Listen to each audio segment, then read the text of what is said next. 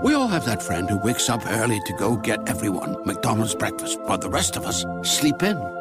This is your sign to thank them. And if you're that friend, this is us saying thank you. Just a friendly reminder that right now, get any size iced coffee before 11 a.m. for just 99 cents. And a satisfying sausage McMuffin with egg is just $2.79. Price and participation may vary. Cannot be combined with any other offer or combo meal. Ba-da-ba-ba-ba.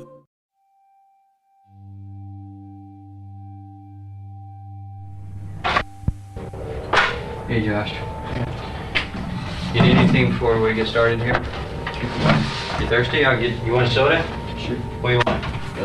I'll take Mountain Dew. It has been 3 months since Renee Ramos's body was found on the dusty concrete floor of the Home Depot. But there's been little progress on the case since then. Renee's boyfriend, Jake Silva, remains the lead suspect, but investigators have nothing connecting him to the crime. Then, on September 7th, Detective Tony Souza and Detective Ken Wells bring 14-year-old Josh Burrows down to the police station for a casual, friendly interview. Girls say I do look good, except for I got zits, so that's kind of messing me up. I don't think there's any boys that are 14 years old that don't have a few pimples. I know. I had a few pimples that age, too. You tried that Sea Breeze stuff? It's a facial wash. That'll clear you up. This is actually Josh Burrows' second time being interviewed at the station. The first time was 2.5 months ago, when he was interviewed by Detective Joe Morgan, who at that time was lead investigator. But Detective Morgan is no longer on the case. His superiors became frustrated with the slow pace of the investigation and replaced him with Detectives Souza and Wells. And now that they're in charge, Souza and Wells want to try interviewing Josh one more time. Hey, Josh. We got you down here. We want to talk to you about Renee Ramos, okay? Why don't you just tell us how you knew Renee? I known her for about a year. She was a pretty nice girl, you know. I'd go over to Fuji's. Jake Silva would always be there. And then she would make us some biscuits, kind of like, you know, with butter on it. Yeah. She was pretty nice. Yeah. She was also kind of pretty, too. But then she died. That sucks. Josh is several years younger than most of the other teenagers in this case. But both he and Jake Silva know Fuji, the 17-year-old with a room in his parents' backyard where Jake and Renee could often be found couch surfing. The detectives suspect that Josh may know something about what happened to Renee. You know you don't have to worry about getting in trouble for seeing something. You understand that? And we just want you to be completely honest. Now, I guess you guys were at Home Depot and... No, we're actually at the store. Which store are you talking about? The new one? The Food for Less. That was the night that we threw a party over at Best Western, a hotel party. It's called Telly. Do you remember when that was? I remember it was close to Memorial Day. Or it was on Memorial Day. At first, Josh denies knowing anything about Renee's murder. In fact, he tells them he even has an alibi. On the night Renee died, he was at a Telly, a hotel party, at the Best Western, across the street from Home Depot on Yosemite Avenue. Have you ever been to Home Depot? No, I have not, but I've seen it. Okay, this is real important here, Josh. And we're asking you a question we know the answer to. Okay, we know you were at Home Depot. We know you've been there. The party moved to another location, didn't it? It was just at the Best Western. It wasn't nowhere else. Was Renee at this party? No. You're not being honest with us, Josh. Renee was not at that party. So here's the deal, Josh. If you don't tell us the truth, then it means you were involved, okay? Means I was involved? Well, only people who don't tell us the truth are people who have something to hide. And people who have something to hide are suspects.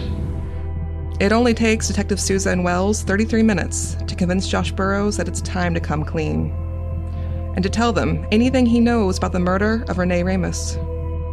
And it turns out, Josh knows everything about it. Hey Josh, you were there. Now we know that.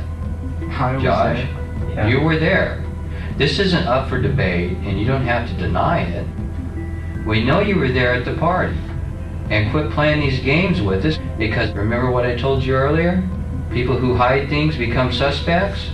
Ty and Jake Silva strangled her with their own bra strap and then screwed her and then dumped her. How do you know that? Because I saw him strangling her and I ran. And I know for a fact that they got some.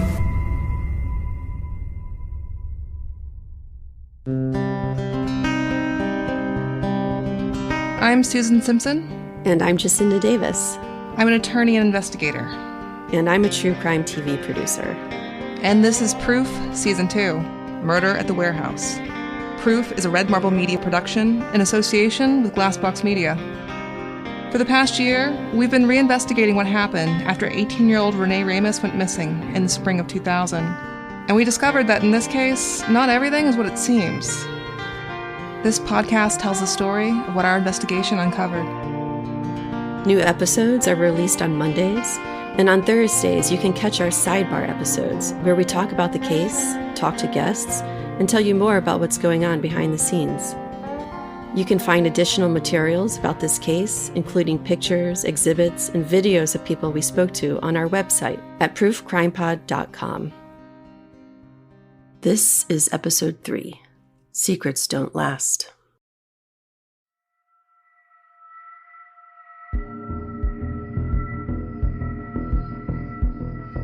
In 2008, the TV show Real Interrogations, which showcases the interrogation skills of real detectives, produced an episode on Renee's murder. In interviews for that show, Sousa and Wells explained how they were able to solve the case by convincing Josh Burrows to tell them what he knew. We wanted a witness to come forward that could provide us with information that only someone who was there and someone who watched Renee get killed would know. And we found that individual. After speaking with Josh, we're convinced that Ty Lopes and Jake Silva raped and murdered Renee. In this episode, you will hear Josh Burrows in his recorded police interviews, telling investigators what happened on the night Renee was killed. But before we begin, a note for our listeners. The following contains graphic descriptions of rape and murder and may not be suitable for all audiences.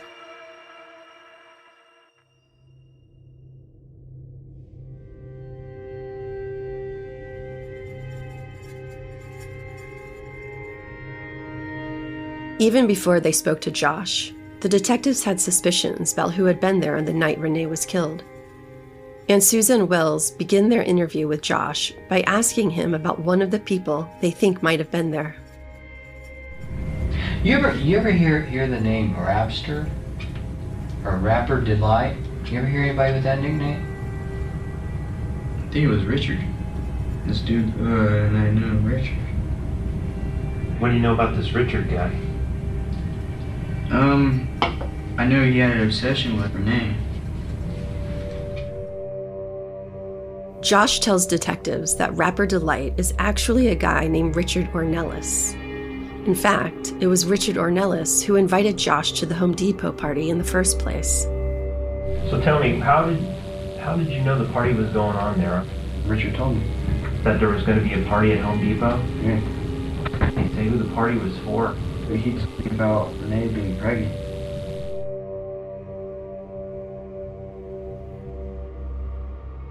Josh tells the detectives that when Richard invited him to the party, he'd mentioned something about Renee being pregnant. And when the night of the party rolled around, Josh decided he'd stop by the Home Depot. What was going on over there? Bunch of fun, actually. A bunch of kids having just drinking. Okay. So you go out to the party and who's there now? You say Richard? Jake Silva, and Ty's, whatever his name is. And then, Robert, Ty's uncle, Ty's nephew or something. Robbie Mendoza? Yeah. And the Ty we're talking about is Ty, guy in his 30s, kind of heavy set? Actually, a lot. Probably obese. Yeah. Okay.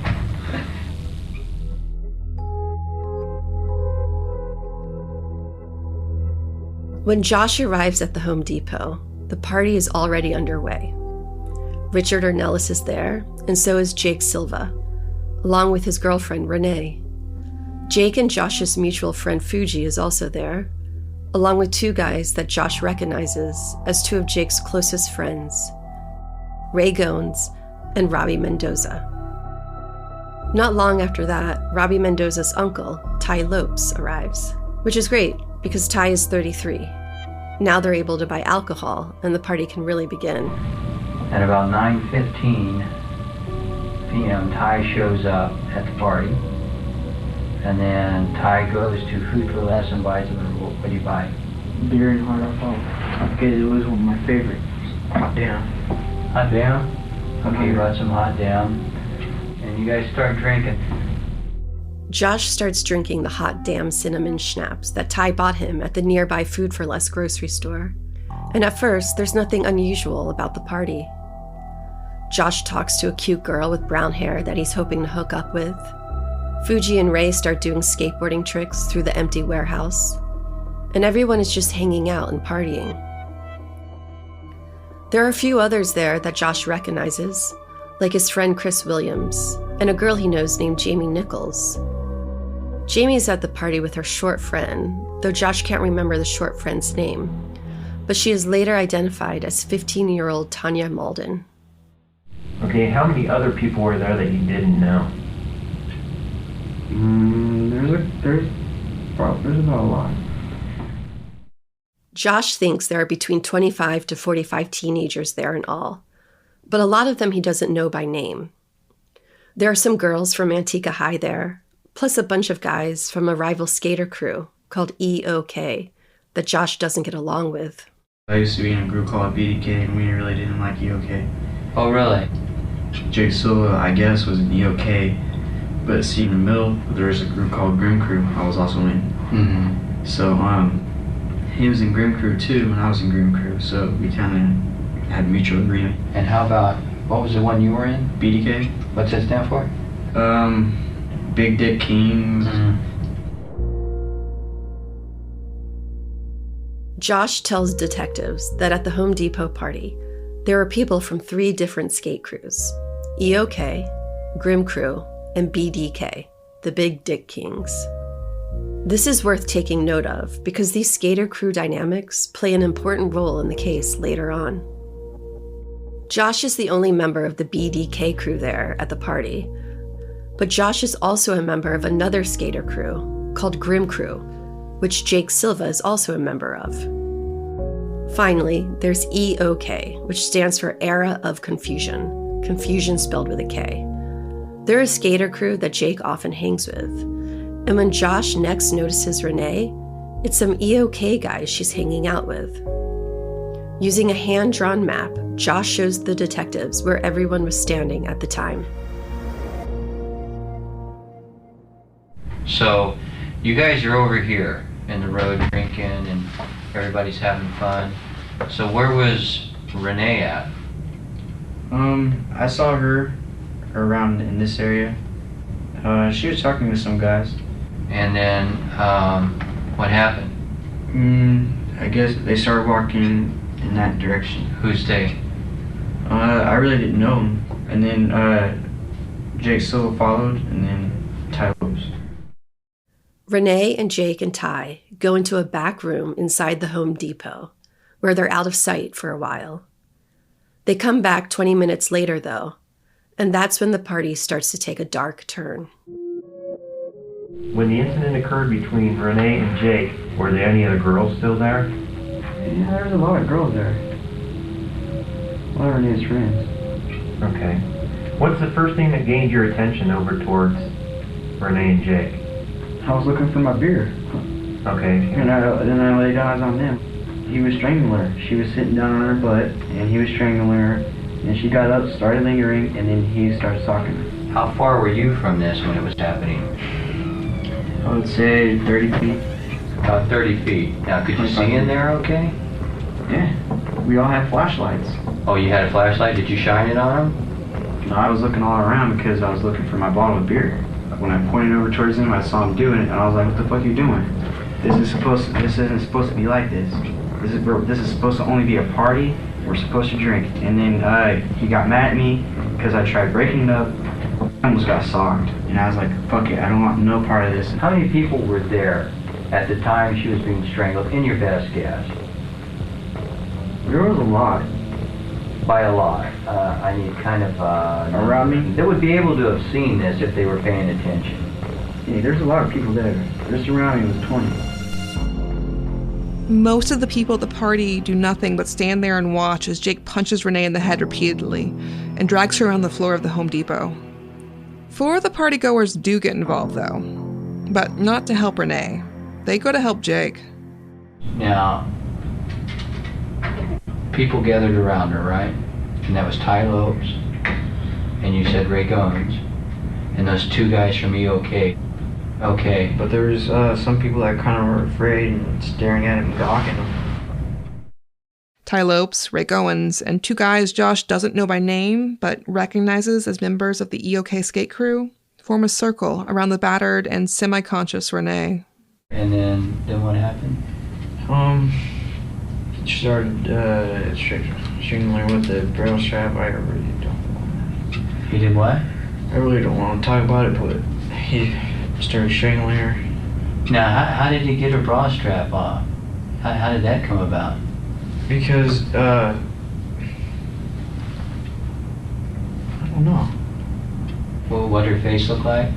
Like, starting to turn red and blue, purplish kind of color. Mm-hmm. Okay, and what did her eyes look like? Popping out. But what happened next? And then he got some. And then Jake got some, Josh tells the detectives. Meaning, and then Jake raped her. Now, you said he'd get some. How does he do that? Take her pants down. Now, he has sex with her, that's what you mean by get some? Okay. So he finishes having sex with her. And then Ray does. And actually, no, Ty got some, and then Ray. So Ty steps up, and how does he have sex with her? How does Ty have sex with her? Through his zipper, because he still had his pants on. Now Ray gets on top of her, and he has sex with her? And she started yelling because she woke up.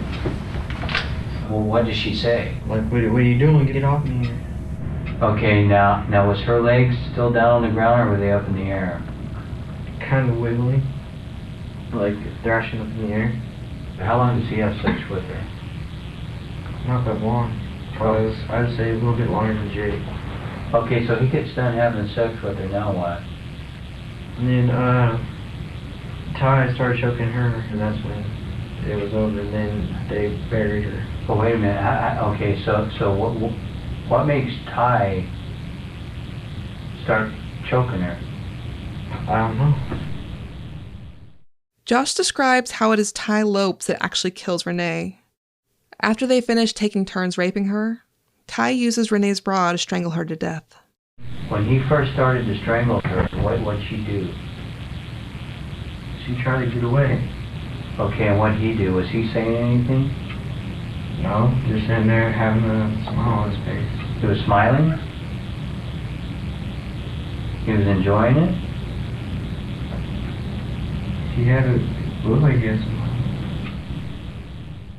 Once Renee is dead, Ray and Ty drag her body away and start to bury her under some rubble. Jake doesn't join them, though. When they carried Renee off, what was Jake doing? Shaking his head. What do you mean by shaking his head? Like no, this didn't happen, or? Yeah. That's why I know that Jake didn't kill her. That's why I tried telling you guys. Ty was the one that yeah, ended it.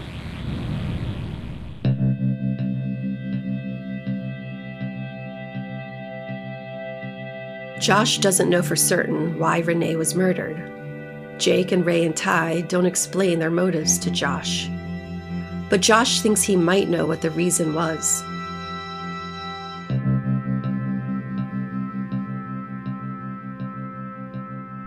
Did you know about her being pregnant?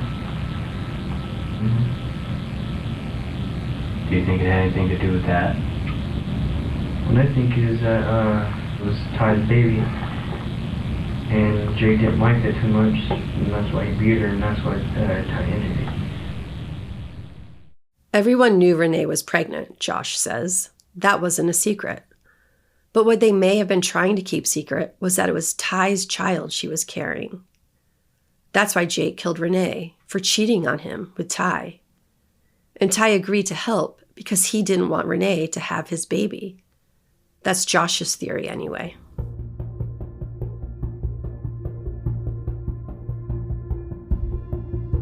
After speaking to Josh, investigators have now solved Renee's murder. But as Detective Wells explained to Real Interrogations, there was one last thing they wanted to do before making any arrests. Understanding how this crime was committed, how Renee was murdered, we wanted to speak with Jake again.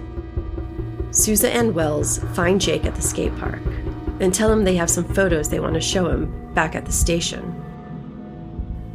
Jake agrees to go with them and is interrogated for the fourth and final time. The interrogation lasts for nearly 2 hours. The following recording has been edited for time. Hey Jake, do you want to just tell us about being at Home Depot? I never went to Home Depot. You did? No, I didn't. I never set foot out there. Well, let me put it like this. We know for a fact you were there. Now it's your opportunity to tell us what happened. I would have told you already. The fact is that you were there. That's a fact now. You were there. I've never been out there. Can I take a test to prove? No. Tell you? No, we don't need a test because we know you were there. When was I there? Well, that's why we're asking you, Jake, because we know when you were there. Now, if you want to talk about this reasonably and give us an explanation for why you were there, that's fine. I would. I swear But I would. You were at the party, okay? That's all there is to it. We already know you were there, okay? Yeah, I wasn't there. So you're telling us that all these people that saw Jake Silva at that party at Home Depot are all lying to us? Maybe I could prove I wasn't there. Maybe I was with my dad that day or something. We're talking about a nighttime party at Home Depot. Jake, you were there. No, I wasn't. The interrogation continues like this for quite some time. The detectives tell Jake, "We know you were there." Jake says, "But I wasn't there." And the detectives respond, "We know that we know you were there, because we know things that you know we could only know if someone had already told us about Renee's murder." You realize who we've spoken to, right? Yeah. You have. Yeah? You talk to everybody. And you realize that secrets don't last. Secrets? What are you talking about? Secrets don't last. Oh, this ain't right. Secrets. I didn't... What? Stories don't last. Being stories. Lies don't last. The truth lasts. We know you were there. I would tell you. I'm not trying to lie. I'm not trying to hide. Let's just get past that. You know you were there, so I want to know what you did while you were there. Okay, and who you talked to. How could I tell you who I talked to if I don't remember? No, let's get past that. Let me explain something to you, okay? We know you were there.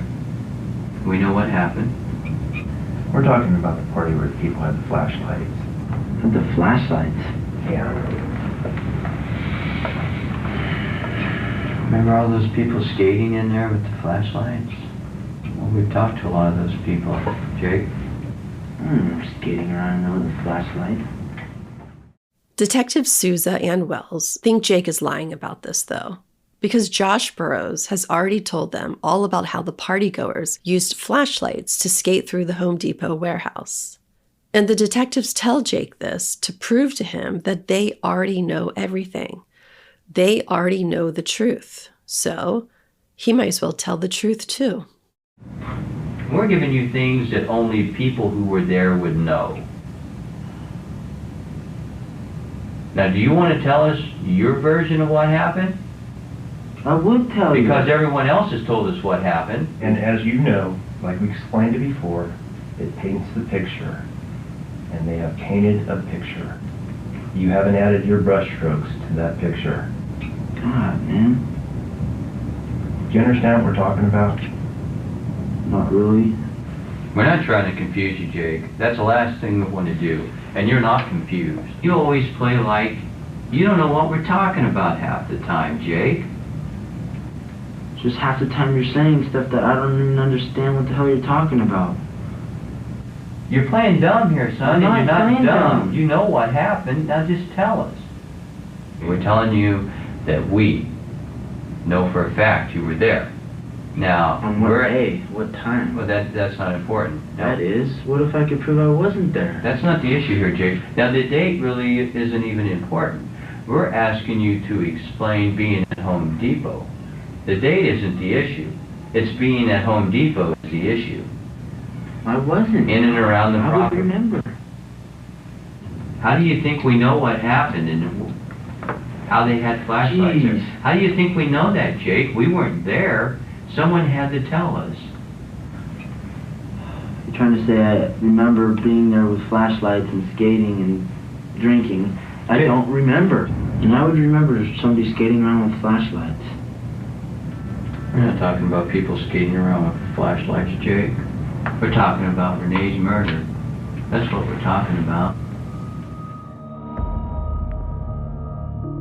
The detectives were hoping to convince Jake that he would be better off if he just tells them the truth. But Jake keeps repeating the same denials over and over again. And finally, he asks if he can leave. I want to go home and talk to my dad. You don't want to talk about this anymore? I wasn't there. If I was there, it wouldn't have happened. Can I go talk to my dad, please? No? Nope. Why? You're under arrest. Under arrest? Yep, for Renee's murder. You're playing games too far. No, I'm not. Sure. Wait, I would tell Hang you. on. You're under arrest for murder. Right now, you're under arrest for murder. How? Now, you want to tell us your side or not? I would tell you. You can tell us what happened. I told you, it wasn't there. I don't know. I wasn't there. God. I'm trying to tell you, and you come out like this. You're under arrest. Yeah, you scared the shit out of me, and you want me to tell you a statement? You were there. You're still under arrest. We're not kidding. Yes. Do you think This is we're a kidding? real thing. We're going to book you for murder. How the fuck did I murder someone? I didn't murder nobody. The detectives told Jake that witnesses already came forward to tell them all about the party at the Home Depot. But they never told him who. Josh Bros's name is never mentioned. Instead, they suggest to him that it's Ty Lopes who has told them everything. Think about it, okay? We talked to Ty. Ty gave us the story. That's why you need to give us the story. I didn't even go through Ty. Figure it out. The game's over. You guys can't keep secrets that long. You can't keep telling stuff and think that things are going to be kept secret. They're not. Whatever, man. I didn't do nothing wrong. I'll go to jail for maybe 20 years and the truth will come out someday. No, well, I already have the truth. I'll go to jail for maybe 20 years, and the truth will come out someday, Jake told the detectives. It has been 23 years since Jake said this, and he's been in prison ever since then. So far, at least, it is the detectives' prediction of the future that has proven the more accurate. Because no other truth has come out. It is Josh Burrows' statements that solved this case, and led to the arrest and conviction of Jake Silva and Ty Lopes, and the case has been closed ever since.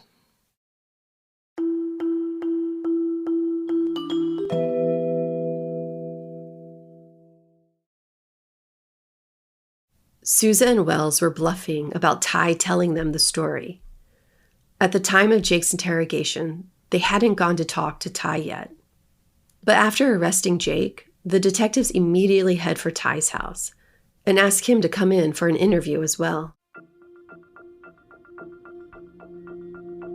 The Manteca Police Department has denied our requests for a copy of Ty's interrogation tape. However, they did agree to give it to Real Interrogations for their episode. So the only portions of Ty's interrogation that we have come from what was aired on Real Interrogations. Somebody's giving you guys a line of crap, man, if they're trying to tell you I was out there at a party. There ain't no way in hell. That's what they're telling us. It's a lie. It is? Straight up lie. Sousa and Wells tell Ty that they've actually already arrested someone for Renee's murder. You guys got somebody, really? Here, I'll show a picture of him right now. Oh, yeah. You guys really got Jake in jail? Yeah. You kidding He me? told all about you, too. I don't know why somebody would do that, but it's... I'm telling you, you guys are wrong if you think that I was over there at a party when she was killed. You guys are dead wrong, I'm telling you. I mean, you are barking up the wrong tree. Jake's full of shit, and that's it. All right. Now we gotta charge you. You're under arrest.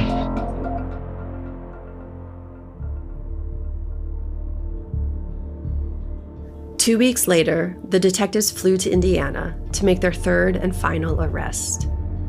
There, they found Ray Owens, who had left Manteca shortly after Renee's body was found.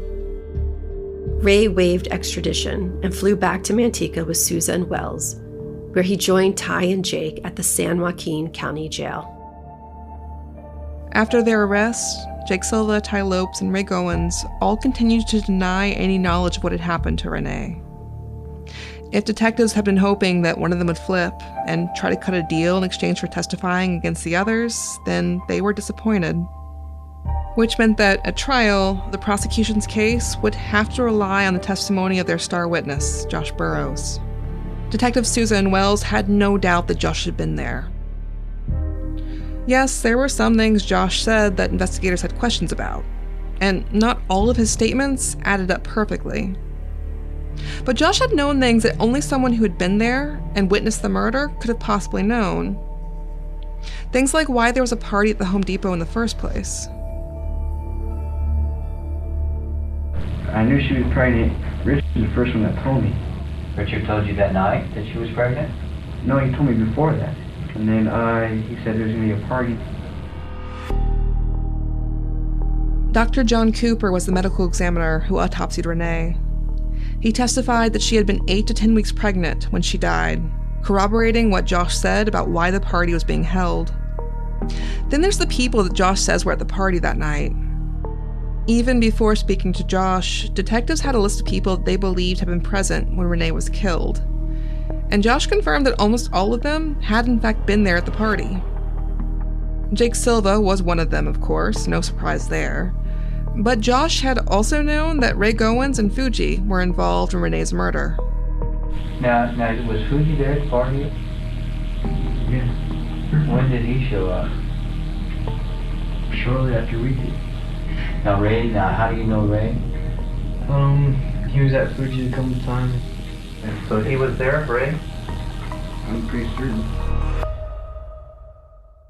Because of their connection to Jake Silva, Fuji and Ray had both been suspects from day one of the investigation. In fact, Fuji was one of the very first people to be questioned in the case. And when detectives went to speak to him, they'd found what they thought was a head-shaped hole in the drywall of his room. This led to one of the investigators' first theories about what happened to Renee. They were saying that she was killed in my room and then ditched at the Home Depot. That's one that everybody seems to believe in this town, that it was in my room when it happened. That's Fuji. He told us about how the investigators had constantly been questioning him and searching his place. They even took out portions of his drywall to test for the presence of Renee's blood. But those searches turned up nothing of significance. It kept bothering me and still trying to get information out of me. I was just giving the same answers to the same questions over and over again. Towards the end of it, I started to refuse to talk to him because I was just getting annoyed with him. Because it was the same questions. Yeah. See, I've already told you everything I know, so what do you want? You've already gone through my room and my house, and what more do you want? As for Ray Owens, the reason he was a suspect from early on is obvious. Ray had corroborated Jake's story. He claimed to investigators that he and Jake had last seen Renee at Labor Ready on Memorial Day. But based on what the medical examiner, Dr. Cooper, had concluded about Renee's probable time of death, detectives believed Renee had not been killed until several days after Memorial Day. They believed she must have still been alive, and with Jake and Ray, for most of the following week. And why, detectives wondered, Would Ray have lied about last seeing Renee on that Monday? Unless he had been involved in her murder later on. Ray was this older hippie guy who used to buy his beer. I'm not even sure how him and Jake became friends. I knew him through Jake. I knew he was just out visiting from out of state. What he was doing in Manteca, I don't know. Ray, who was 21 at the time, had arrived in Manteca only 6 weeks before Renee's murder. He'd been hoping to stay with his sister, who lived in Manteca, but that hadn't worked out, so he ended up living on the streets with Jake and Renee. Though later on, he started crashing in Fuji's room most nights. But you liked Ray? Yeah, Ray was cool. He was just fucking constantly sleeping on my couch. And then, about a week after Renee's body was found, Ray left town. I think the last time I saw him, he was getting a Greyhound ticket to go to Florida or something. So you remember him leaving? Yeah. I bought a bunch of he had some skate video cassettes, and I was buying a bunch of them off of him. That's the last time I saw him. Did he say why he was leaving? No, he didn't really say. I think he was just, there was nothing out here for him, so he was just leaving. Finally, there's something else Josh said that proved to detectives that he knew what happened to Renee. Josh told them that days or weeks before Renee's death, Ty Lopes had sexually assaulted her. Alright, this is something that can be kind of useful to you guys. Okay. Ty used to molest Renee, and Jake Silva used to watch. What Josh is referencing here is something detectives had already known about. They'd heard about it before, from Jake Silva. During his first interrogation, Jake had suggested to them that Ty Lopes might be a possible suspect in the case. Ty Lopes probably be another suspect. I'm not trying to blame him. Why would Ty want to hurt her? A while back, it was a couple months back, we were staying in his room, me and Renee were, and she woke me up crying, like, really crying. Tears were coming out, but she was all hysterical, and she was like, Ty touched me. Touched her where? In her pants. And after that, you know, I saw him walking down the street, and I pushed him down, and I asked him why he did it. You know, I shouldn't have done that. And I thought I'd be able to take it into my own hands, which I shouldn't have done. Yeah. In one of my first conversations with Jake, I asked him about this incident with Ty. What I remember, me and Renee were staying in his room on the floor.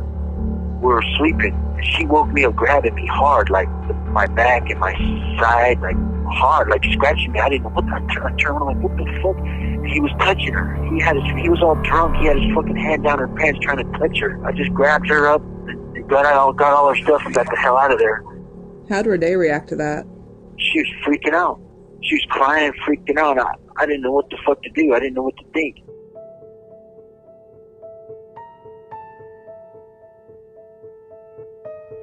When Jake was interrogated back in 2000, he did tell them about this time that Ty had sexually assaulted Renee. But when Jake ran into Ty again after that night in his room, Jake hadn't simply pushed Ty to the ground like he'd told the detectives. Jake told me there'd been a bit more to it than that. I think it was like a day or a couple days later that I did that to him. I kicked him in the head, pushed him down and kicked him in the head. I remember that. I don't remember like exact details, I guess, but I remember pushing him down. I don't remember where it happened, but I first chance I got, as soon as I seen it, it was on site. Did he try and fight back? No, he couldn't. Even if he did, it wouldn't have mattered. That's creepy shit, and especially to her, that he would have got hurt. That day that happened, I remember when I fucking pushed him down and kicked him in the head, she was screaming at me not to. No, Jake, no, don't.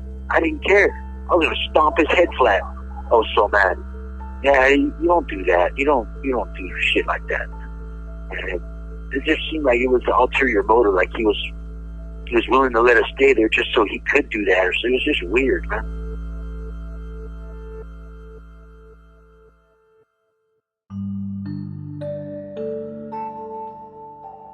For detectives Sousa and Wells, this all corroborated what Josh Burrows had told them. Josh knew about Renee's pregnancy, which detectives believe to be Jake's motivation for killing Renee. Josh knew about Fuji and Ray being involved in the murder too, something that the detectives had suspected from the very beginning. And Josh knew about how Ty had, in Josh's words, molested Renee, something the detectives knew for a fact to be true because Jake had already told them about it. So, given that Josh had told the truth about all of that, what reason was there to doubt the rest of Josh's story? But even though Josh's story answered the big question in this case, what happened to Renee, it also left a lot of smaller questions unanswered. Questions like, why did the detectives decide to charge Ray Owens but not Fuji? And why were they never able to identify the two members of the EOK skate crew who had helped hold Renee down while she was raped and murdered? And why did they never even question Robbie Mendoza about any of this? Josh told them Robbie was at the party where his best friend and his uncle conspired together to murder Renee. These questions, though, were all ones that only the detectives would be able to answer.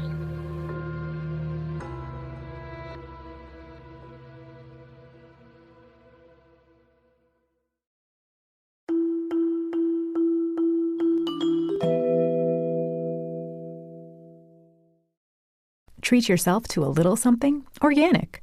Kora's whisper-thin yet mighty absorbent pads have a breathable 100% organic cotton top sheet and are made without fragrance, dyes, and chlorine, because your vulva's not a hot tub. With patented smart channels for up to 8 hours of leak protection, Kora's got you covered however you flow. Plus, Kora donates period products to people in need with every purchase. Find Kora nationwide at Target, CVS, and online at Cora.life. Detective Souza and Wells did not respond to our requests to speak to them for this show.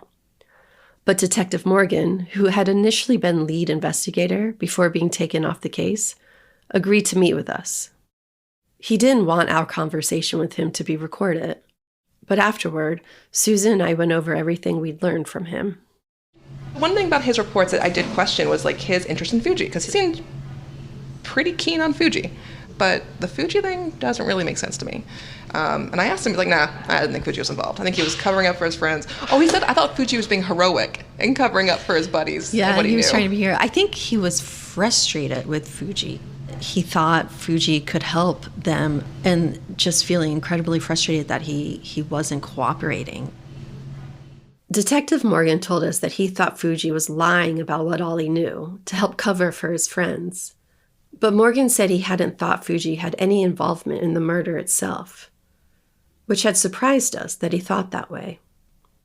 How could Detective Morgan not think Fuji was a suspect? After all, Burroughs says Fuji was right there when Renee was killed. I was like, why didn't you suspect Fuji? He's like, well, there's no evidence against him. Well, there's the same evidence against Fuji there is against Ty, which is Josh Burroughs says they were there. But he didn't know that. And he kind of looked at me. But no, then I think he really didn't know.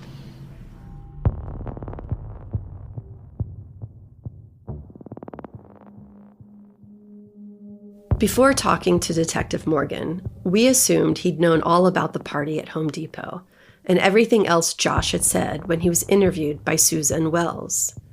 After all, they'd been part of the same police department and were working on the same case.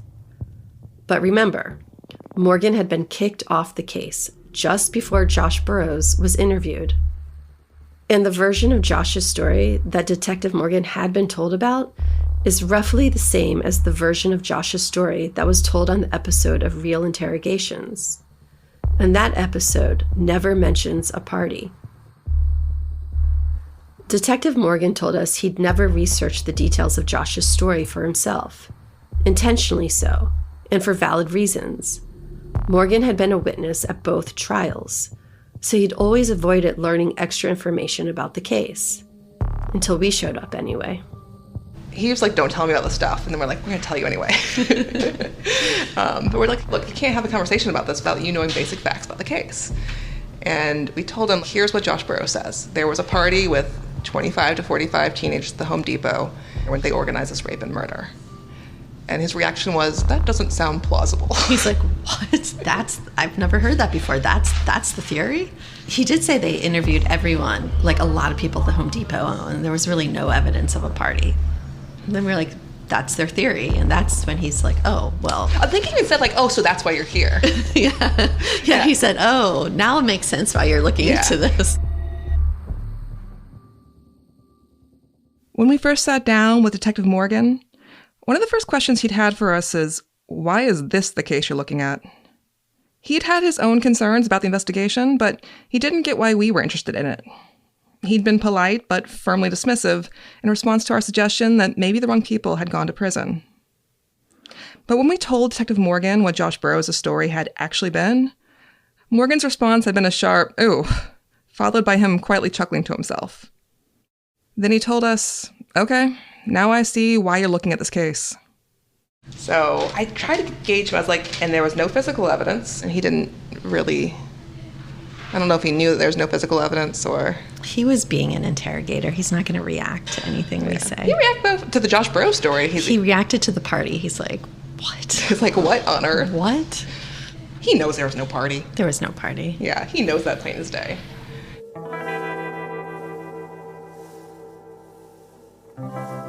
There are few absolutes in this case. There is so much that is unknown. And the evidence that does exist is complicated, contradictory, and frustratingly ambiguous. Most questions about what happened to Renee have no obvious answer, and no conclusions can even be attempted without a close examination of the evidence we do have. But Josh Burrows' story about the party at the Home Depot is not one of those complicated questions. The party never happened. Now, by itself, that does not mean that Jake Silva and Ty Lopes are innocent. It doesn't prove they didn't do this crime. But what it does mean is that in trying to figure out what actually happened to Renee, the story about the party is a distraction. It doesn't get us any closer to an answer. If a party like the one Josh describes had happened, there would be evidence of it. And there's none. No trash was left behind by any partygoers. Surveillance cameras from nearby businesses did not pick up any sign of nearly 4 dozen teenagers driving or riding or walking into the construction site.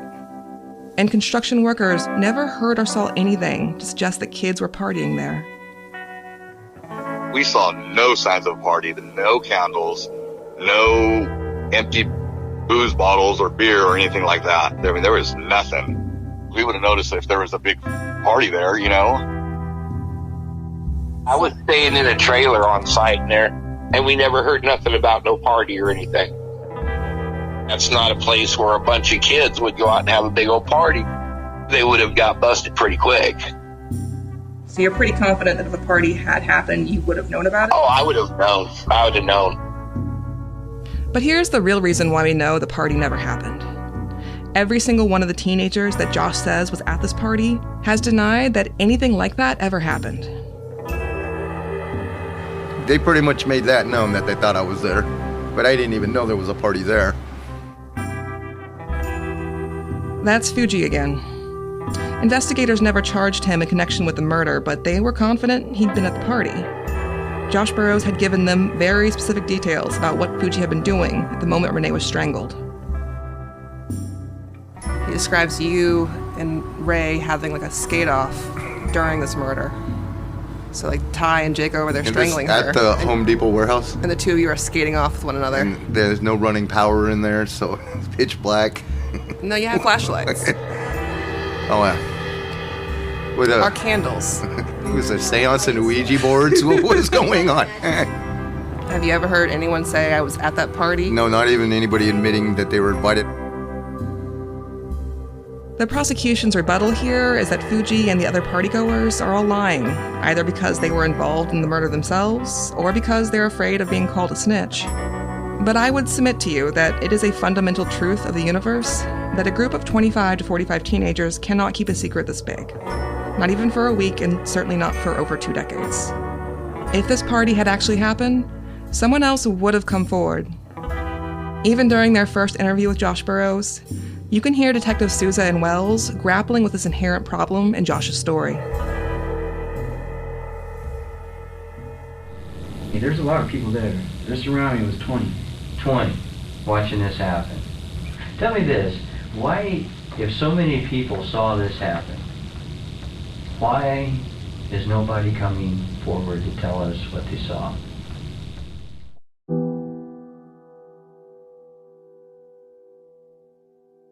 For the sake of argument, though, let's assume that sometimes, in some cases, 25 to 45 teenagers might succeed in keeping a secret this big if they have sufficient motivation for doing so. That's the thing, though. Many of the teenagers that Josh says were at this party have no motivation to keep this a secret. The exact opposite, in fact. One of the few things that Josh is consistent about is that a group of girls from Manteca High School were at the party. Girls who were friends with Renee, and who were devastated by her murder, who were desperate for this case to be solved, and who now, as grown women, continue to mourn their friend's death. We showed a copy of Josh Burrows' statement to Lori and Amber, Renee's close friends from Manteca High. So Sousa, who do you remember being there? How many people do you remember being there when the incident between Renee and Jake occurred? Were there any other girls still there? Josh, there was a lot of girls there, a lot of Renee's friends. Yeah. No, none of us girlfriends, her close friends, were there. Do you think if Renee's friends were there, you would know? Oh yeah, for sure. You feel confident Josh is lying about that? Yeah, no, we weren't there. None of us girls were there. Renee had a lot of really good close girlfriends. Like I said, it was like a big group of girls. We all talked and none of us were there. No, yeah, we would know. For 23 years, Lori and Amber never doubted the story about the party at the Home Depot. As teenagers, they'd been told by police that this is what happened. So what reason did they have to doubt it? But now, as adults, looking at the evidence for themselves for the first time, the doubts they had were obvious and immediate. They quickly read and then reread Josh's words, shaking their heads to themselves. And I think Lori even rolled her eyes at one point. Who exactly was at this party? I know, right? I wasn't invited. Was any of Jake's friends at this party? Supposedly. Does anyone else say that they were at the party? We've not found anyone. And neither could the cops, frankly. So there was no party? There was no one has come forward to say that they were at the party. So there's no party, and Josh made this up, and the cops wanted to go with this because it was the easy way to come up with a conviction. I mean, that's one interpretation. That's going to be my interpretation.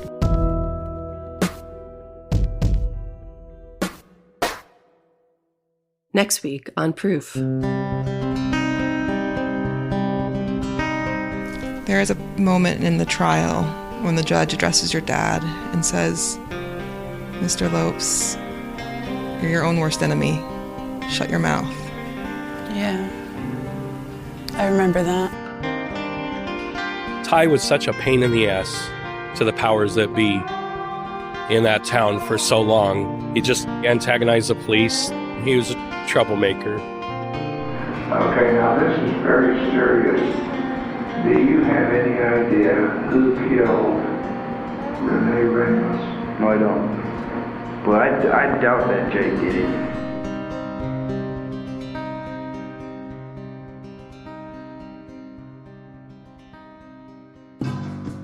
You've been listening to Proof, a podcast by Red Marble Media in association with Glassbox Media. We'll be back next week with episode 4. Send us your questions and comments at proofcrimepod@gmail.com. We'll respond during our bonus episodes, Proof Sidebar, on Thursdays. Kevin Fitzpatrick is our executive producer. Our logo was designed by Drew Vasowski, and our theme music is by Ramiro Marquez.